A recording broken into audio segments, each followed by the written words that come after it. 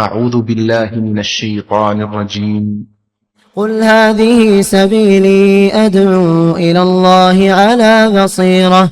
على بصيرة أنا ومن اتبعني وسبحان الله وما أنا من المشركين.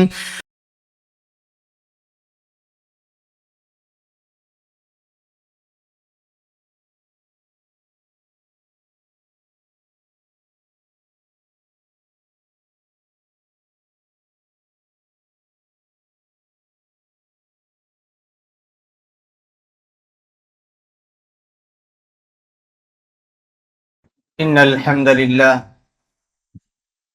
نحمده ونستعينه ونستغفره ونعوذ بالله من شرور أنفسنا ومن سيئات أعمالنا. من يهده الله فلا مضل له ومن يضلل فلا هادي له، وأشهد أن لا إله إلا الله وأشهد أن محمدا عبده ورسوله. أما بعد فإن خير الحديث كتاب الله، وخير الهدي هدي محمد صلى الله عليه وسلم، وشر الأمور محدثاتها، وكل محدثة بدعة، وكل بدعة ضلالة، وكل ضلالة في النار. فأعوذ بالله من الشيطان الرجيم. بسم الله الرحمن الرحيم. يا أيها الذين آمنوا اتقوا الله حق تقاته ولا تموتن إلا وأنتم مسلمون. يا أيها الناس اتقوا ربكم الذي خلقكم من نفس واحدة وخلق منها زوجها وبث منهما رجالا كثيرا ونساء، واتقوا الله الذي تساءلون به والأرحام إن الله كان عليكم رقيبا. يا أيها الذين آمنوا اتقوا الله وقولوا قولا سديدا يصلح لكم أعمالكم ويغفر لكم ذنوبكم، ومن يطع الله ورسوله فقد فاز فوزا عظيما. وقال عز من قائل: يا أيها الذين آمنوا اتقوا الله وذروا ما بقي من الربا إن كنتم مؤمنين، فإن لم تفعلوا فأذنوا بحرب من الله ورسوله، وإن تبتم فلكم رؤوس أموالكم لا تظلمون ولا تظلمون. وقال النبي صلى الله عليه وسلم عن جابر بن عبد الله رضي الله عنه: لعن رسول الله صلى الله عليه وسلم آكل الربا وموكله وكاتبه وشاهديه. قابل احترام حاضرین جمعہ، پردہ نشین خواتین اسلام، خطبہ مسنونہ کے بعد میں نے سورہ بقرہ کی 2 آیتیں تلاوت کی، جس میں اللہ تبارک و تعالی ایمان والوں سے خطاب کر کے فرماتے ہیں: یا ایھا الذین آمنوا اتقوا اللہ، اے ایمان والو اللہ سے ڈرو، وذروا ما بقی من الربا ان کنتم مؤمنین، اگر تم ایمان والے ہو تو سود کا جو معاملہ باقی ہے اسے چھوڑ دو۔ فإن لم تفعلوا، اگر تم نے ایسا نہیں کیا، فأذنوا بحرب من اللہ ورسولہ، اللہ اور اس کے رسول کے ساتھ اعلان جنگ کے لیے تیار ہو جاؤ۔ وإن تبتم، اگر تم نے توبہ کی، فلکم رؤوس اموالکم، تمہارے لیے اصلی رقم ہے، لا تظلمون، نہ تم ظلم کرو اور نہ ہی تم پر ظلم کیا جائے۔ معزز حاضرین، یہ دونوں آیتیں سود کے تعلق سے نازل ہوئی ہیں۔ سود جسے اسلام نے بہت ہی بڑا گناہ قرار دیا، سود جسے اسلام نے بہت ہی عظیم جرم قرار دیا ہے۔ سودی لین دین کرنے والا انسان اللہ تبارک و تعالیٰ کے پاس بہت بڑا گنہگار قرار پاتا ہے۔ اسلام نے اخوت و بھائی چارگی کا جو ماحول پیدا کرنا چاہا، سودی لین دین جس معاشرے میں ہو وہاں یہ ماحول پیدا نہیں ہو سکتا۔ سودی لین دین کی وجہ سے ہر انسان مادہ پرست ہو جاتا ہے، ایک دوسرے کی خیر خواہی کسی میں پیدا نہیں ہوتی۔ اسلام نے ایک دوسرے کے ساتھ خیر خواہی کرنے کا حکم دیا اور حلال کمائی، صاف مال اور حلال کمائی کا حکم دیا۔ اور جو انسان سودی لین دین کرتا ہے، سود دیتا ہے یا سود لیتا ہے، ایسا انسان اسلام کی نظر میں بہت ہی بڑے گناہ کا ارتکاب کرنے والا ہوا کرتا ہے۔ اللہ تبارک و تعالیٰ نے قرآن مجید میں شرک کے بعد اگر کسی گناہ کو، اگر کسی برائی کو اتنی مذمت کے ساتھ بیان کی ہے تو یہ سود والا جرم ہے۔ سود شرک کے بعد سب سے بڑا گناہ ہے۔ امام مالک رحمہ اللہ فرماتے ہیں کہ میں نے قرآن اور حدیث میں دیکھا کہ سود سے بڑا جرم، سود سے بڑا گناہ، سود سے بڑی برائی کوئی اور نہیں ہے۔ شرک کے بعد اللہ تبارک و تعالیٰ نے، رسول اکرم صلی اللہ علیہ وسلم نے کسی گناہ کی مذمت بہت زیادہ بیان کی ہے تو وہ سود کی مذمت۔ سود کی وجہ سے انسان اللہ تبارک و تعالیٰ کی لعنت کا مستحق ہو جاتا ہے۔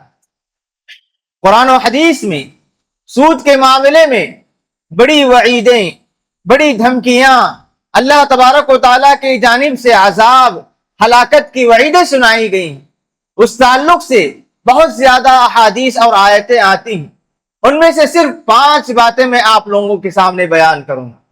سب سے پہلی چیز، جو آدمی سودی لین دین کرتا ہے، سود دیتا ہے یا سود لیتا ہے، تو گویا وہ اللہ تبارک و تعالیٰ اور رسول اکرم صلی اللہ علیہ وسلم کے ساتھ جنگ کرنے کے لیے تیار ہو جاتا ہے۔ اللہ تبارک و تعالیٰ فرماتے ہیں، یا ایھا الذین آمنوا اتقوا اللہ وذروا ما بقی من الربا ان کنتم مؤمنین فإن لم تفعلوا، اگر تم نے سودی لین دین یا سودی معاملے کو ترک نہیں کیا تو اللہ اور اس کے رسول کے ساتھ جنگ کے لیے تیار ہو جاؤ۔ خدا را بتائیے کہ کون اللہ اور اس کے رسول کے ساتھ جنگ کرنے کی جرأت رکھ سکتا ہے؟ کس میں یہ طاقت ہے کہ وہ اللہ کے مقابلے میں کھڑے ہو جائیں، رسول کے مقابلے میں کھڑے ہو جائیں؟ ہرگز کوئی آدمی اس طرح کی جرأت نہیں کر سکتا۔ کسی آدمی میں یہ طاقت نہیں کہ وہ اللہ تبارک و تعالیٰ کے مقابلے میں کھڑے ہو جائیں۔ تو سودی لین دین کرنا، سود کے معاملے میں آگے بڑھنا اللہ کے ساتھ جنگ کرنے کے معنی میں ہے۔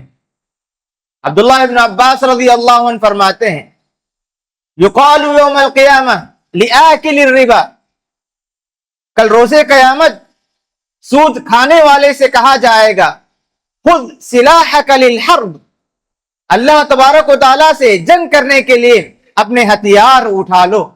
کل روز قیامت سود کھانے والے سے کہا جائے گا کہ اللہ سے جنگ کرنے کے لیے تیار ہو جا۔ روز قیامت ہر آدمی اللہ تبارک و تعالیٰ کی رحمت کا منتظر ہوگا۔ ایسے موقع پر کسی سے یہ کہا جائے کہ تم اللہ تبارک و تعالیٰ کے ساتھ جنگ کرو، تو کیا وہ آدمی کامیاب ہو سکتا ہے؟ کیا وہ آدمی جنت کا مستحق بن سکتا ہے؟ کیا وہ آدمی اللہ تبارک و تعالیٰ کی رحمت کا مستحق بن سکتا ہے؟ ہرگز نہیں۔ اللہ تبارک و تعالیٰ ایسے آدمی کو جہنم میں ڈھکیل دیں گے، ایسے آدمی کو اللہ تبارک و تعالیٰ کی رحمت ڈھانپ نہیں لے گی۔ تو اسی لیے ہمیں سود کے معاملے میں سوچ سمجھ کر قدم آگے بڑھانا چاہیے۔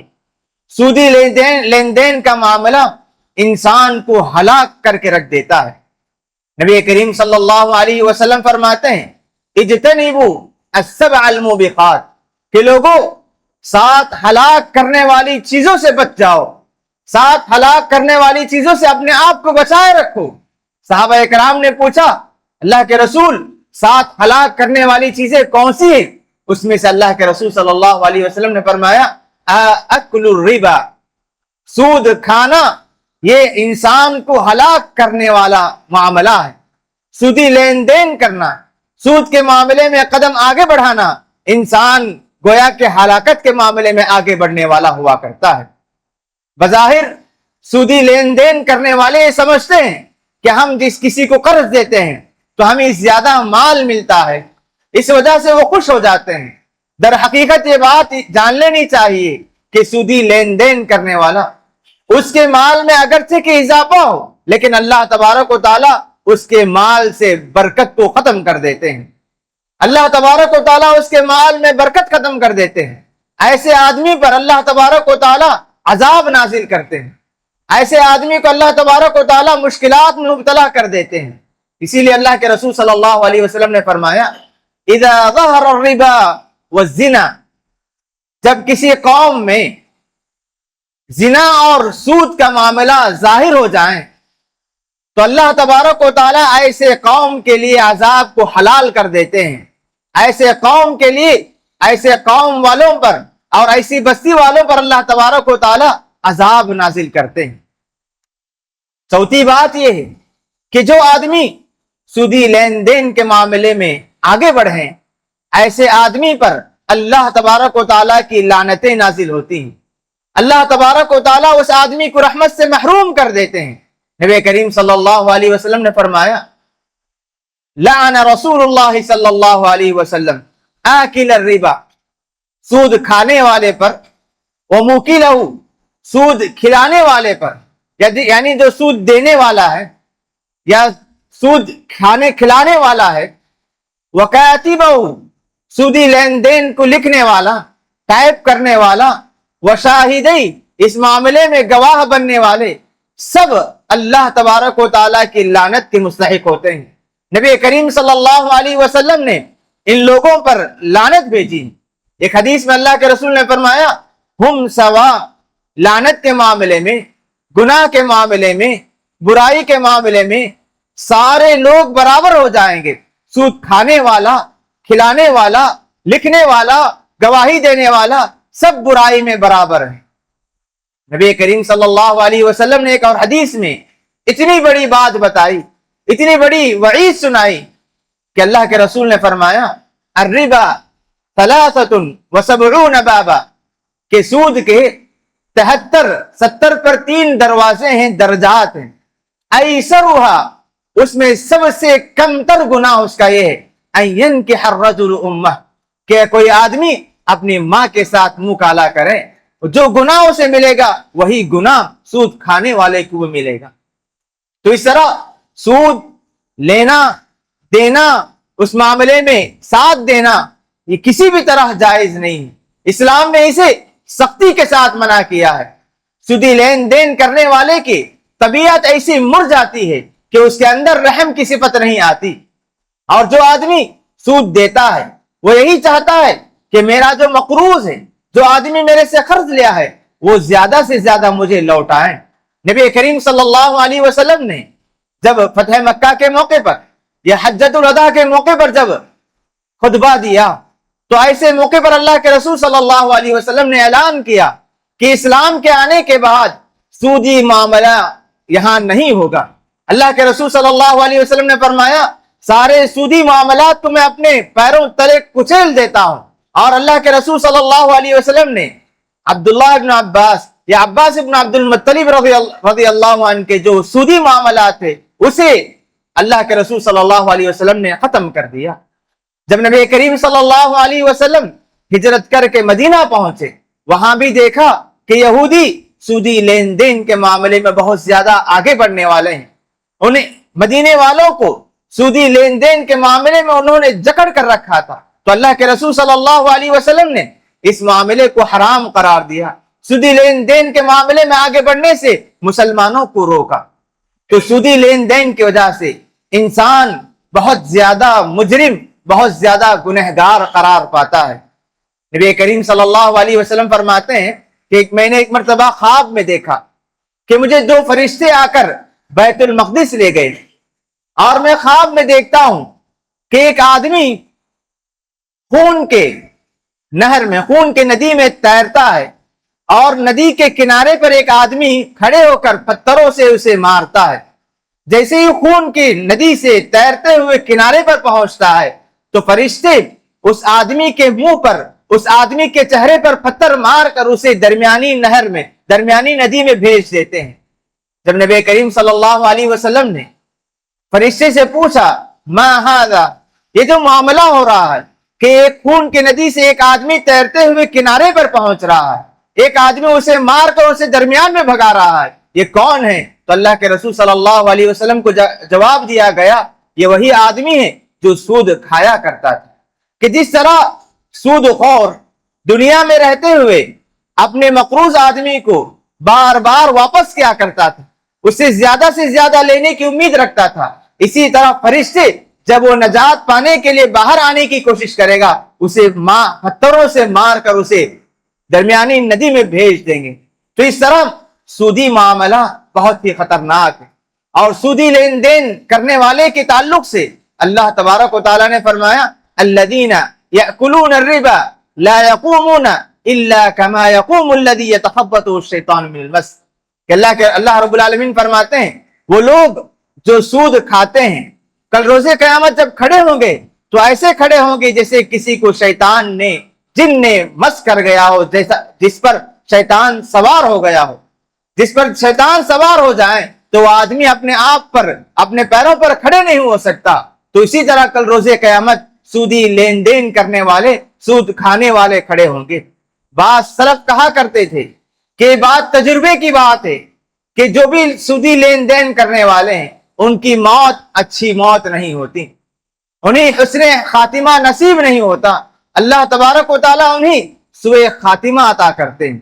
تو اس طرح سلف صالحین نے، اللہ اور اس کے رسول صلی اللہ علیہ وسلم نے قرآن میں، احادیث میں سود کے تعلق سے بہت زیادہ مذمت بیان کی، سود کے تعلق سے بہت زیادہ وعیدیں آئی ہیں، سود کے تعلق سے بہت زیادہ دھمکیاں آئی ہیں۔ لیکن آج جس زمانے میں، جس دور میں ہم جی رہے ہیں، یہاں سودی لین دین کا معاملہ بہت آسان ہو گیا ہے، اور ہم میں سے بہت سارے لوگ اس معاملے کو آسان سمجھتے ہیں۔ بہت سارے ایسے ہیں جو سودی لین دین کرتے رہتے ہیں، نماز میں آگے، عبادات میں آگے رہتے ہیں، لیکن اس کے باوجود بہت زیادہ اس معاملے میں آگے بڑھنے والے نظر آتے ہیں۔ ہمیں چاہیے کہ سود کا کوئی بھی دروازہ ہو، اگرچہ کہ ہمارے لیے آسان ہو، ہاں ہمارے پاس کالز آتے ہیں، سود دینے کے لیے لوگ تیار رہتے ہیں، کم پرسنٹیج میں ہمارے لیے سود دینے کے لیے دعوتیں آتی ہیں۔ ایسے موقع پر ہمیں جاننا چاہیے کہ سود کا کوئی بھی دروازہ، سود کا کوئی بھی معاملہ ہو، میں اس میں ہرگز داخل نہیں ہوں گا۔ ہمیں اس معاملے میں مکمل طور پر ہوشیار رہنا ہے، مکمل طور پر متنبہ ہونا ہے کہ اسلام نے اس معاملے کو حرام کر دیا، میں سود کا ایک پیسہ بھی اپنے حلق سے نہیں اتاروں گا۔ جو آدمی سودی لین دین کریں، ایسے آدمی کے لیے دنیا میں بھی اللہ رب العالمین کی لعنت نازل ہوگی، روز قیامت پہ اللہ تبارک و تعالیٰ اسے رحمت سے محروم کر دیں گے۔ آج بہت سارے ایسے معاملات ہیں جس میں سود داخل ہو جاتا ہے۔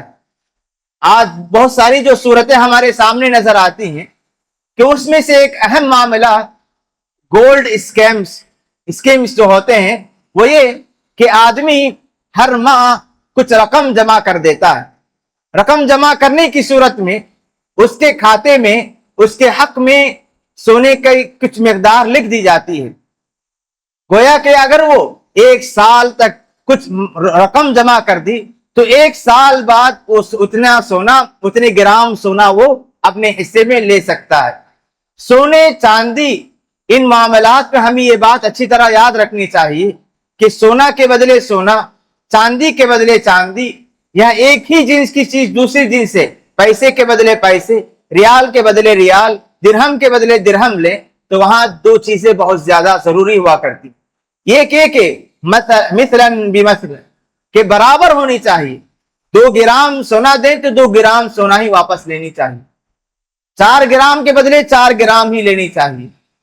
اور دوسری شرط یہ ہے کہ قبضہ اسی مجلس میں، آپ قبضے میں اپنے حصے میں لے لینا چاہیے۔ اگر آپ قبضہ نہیں کرتے ہیں تو آپ سود میں گر جاتے ہیں۔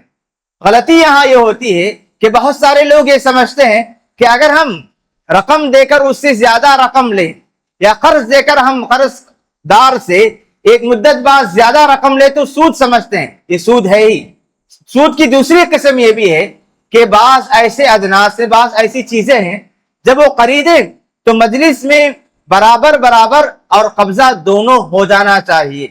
آج ہمارے مسلمانوں میں سے خاص طور پر خواتین سے جو غلطی ہوا کرتی ہے، پرانے سونے چاندی دکان والے کو دے کر زیادہ مقدار میں دے کر کم مقدار والے سونے خرید لیتے ہیں، یعنی 15 گرام دے کر 13 گرام اس طرح ہار خرید لینا یہ بھی جائز نہیں ہے۔ سونا اور چاندی کے معاملے میں برابری اور قبضہ دو شرطیں بہت ضروری ہیں۔ اور اسی طرح جو گولڈ اسکیمز ہوتے ہیں کہ ہم ہر ماہ کچھ رقم جمع کر دیتے ہیں اور دکاندار سونے کے دکاندار ہمارے حصے میں کچھ رقم یا کچھ گرامز ہمارے حصے میں لکھ دیتے ہیں، لیکن ہمارے قبضے میں وہ چیز نہیں آتی۔ بعض لوگ کہتے ہیں 1 گرام تو ہمارے حصے میں لکھ دیا، لیکن وہ گرام کیا ہے؟ وہ چیز تصور میں تو آ سکتی ہے لیکن حقیقت میں نہیں ہے۔ آپ 1 سال بعد اگر اس سے کہیں کہ میرے حصے میں جو 10 گرام سونا ہے وہ دے دو تو اس کے بعد آپ کے لیے نکال کر دیتا ہے۔ اس سے پہلے تک وہ چیز بس تصور میں آنے والی سوری تھی۔ اسی لیے ہمیں چاہیے کہ اسکیمز جو ہوا کرتے ہیں یا اسی طرح آن لائن خریداری دیکھتے ہیں کہ اگر فلاں مدت تک اگر ہم رقم ادا کر دیں تو اس پر سود نہیں ہے، اگر اس مدت کے بعد ادا کریں تو اس پر سود ہوگا۔ تو ایسی صورت میں ہم میں سے بعض مسلمان چیز خریدنے لگتے ہیں اس امید کے ساتھ کہ میں 12 مہینے تک میں ادا کر دوں گا۔ وہاں یہ شرط ہوتی ہے کہ اگر 12 مہینے تک ادا نہ کریں تو اس پر آپ کو سود بھرنا ہوگا۔ اس شرط کو ماننے کی وجہ سے سودی لین دین کے جو وعیدیں آئی ہیں، جو لعنتیں آئی ہیں، ہم اس میں پڑ جائیں گے۔ تو اسی لیے اگر آن لائن کچھ بھی خریداری کرنی ہے، سود کے معاملہ ہو یا سود کی شرط رکھی گئی ہے تو اس سے ہمیں مکمل طور پر دور رہنا چاہیے۔ کبھی کبھار ایسا معاملہ ہوتا ہے ای ایم آئی جسے بیع تقسیط کہتے ہیں، ای ایم آئی میں خریدنے کی اجازت ہے، لیکن تیسرا آدمی اگر داخل ہو جائے، مثلا اگر کوئی چیز ای ایم آئی میں خریدتے ہیں، بینک والا آپ کی رقم ادا کرتا ہے، وہاں یہ شرط ہوتی ہے کہ اگر آپ مشروط مدت میں آپ نے رقم ادا نہیں کی تو آپ کچھ اضافی رقم ادا کریں گے۔ جہاں کہیں بینک داخل ہو جائے تو آپ لوگ یاد رکھیں کہ بینک والا بغیر سود کے، بغیر منافع کے، بغیر فائدے کے آپ کو ساتھ نہیں دے گا۔ اگرچہ کہ آپ کو یہ بات بظاہر نظر نہیں آئے گی، لیکن جہاں بینک داخل ہو جائے، بینک والے کو آپ کو مدد کرنا، آپ کی خیر خواہی کرنا بینک والے کی نیت نہیں ہوتی۔ بینک والا یہ دیکھتا ہے کہ اگر وہ اس مدت میں ادا نہ کرے تو مجھے سود ادا کرے گا، انٹرسٹ دے گا۔ تو اسی لیے یہ سارے معاملات میں جب کبھی کوئی معاملہ ایسا ہو جسے سمجھ میں نہ آئے تو آپ جاننے والے سے، آپ کے اطراف و اکناف میں جو دینی علم رکھنے والے ہیں ان سے مشورہ کر کے اس طرح کے معاملات میں آگے بڑھنا چاہیے۔ رب العالمین سے دعا ہے کہ پروردگار مجھے اور آپ کو ہر معاملے میں اس کتاب و سنت کے جو طریقے ہیں اس کو اختیار کرنے کی توفیق عطا فرمائے۔ اللہ تبارک و تعالی سودی معاملے سے ہمیں مکمل طور پر دور رہنے کی توفیق عطا فرمائے۔ اللہ تبارک و تعالی ہم تمام کو حلال روزی کھانے، حلال کمائی کمانے کی توفیق عطا فرمائے۔ اقول قولی هذا واستغفر الله لي ولكم ولسائر المسلمين من كل ذنب فاستغفروه انه هو الغفور الرحيم۔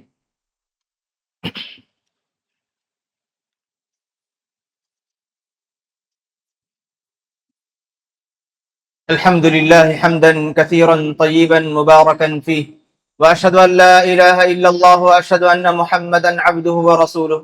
قال الله عز وجل: ان الله وملائكته يصلون على النبي يا ايها الذين امنوا صلوا عليه وسلموا تسليما۔ اللهم صل على محمد وعلى ال محمد كما صليت على ابراهيم وعلى ال ابراهيم انك حميد مجيد۔ اللهم بارك على محمد وعلى ال محمد كما صليت على إبراهيم وعلى آل إبراهيم إنك حميد مجيد۔ اللهم بارك على محمد وعلى آل محمد كما باركت على إبراهيم وعلى آل إبراهيم إنك حميد مجيد۔ وارض اللهم عن الخلفاء الراشدين أبي بكر وعمر وعثمان وعلي وعن سائر أصحاب نبيك أجمعين۔ اللهم أعز الإسلام والمسلمين وأذل الشرك والمشركين ودمر أعداءك أعداء الدين. اللهم أعز الإسلام والمسلمين، اللهم أعز الإسلام والمسلمين وأذل الشرك والمشركين. اللهم إنا نسألك الجنة وما قرب إليها من قول أو عمل. اللهم إنا نعوذ بك من النار وما قرب إليها من قول أو عمل. اللهم إنا نسألك الهدى والتقى والعفاف والغنى. اللهم آت نفوسنا تقواها وزكها أنت خير من زكاها، أنت وليها ومولاها.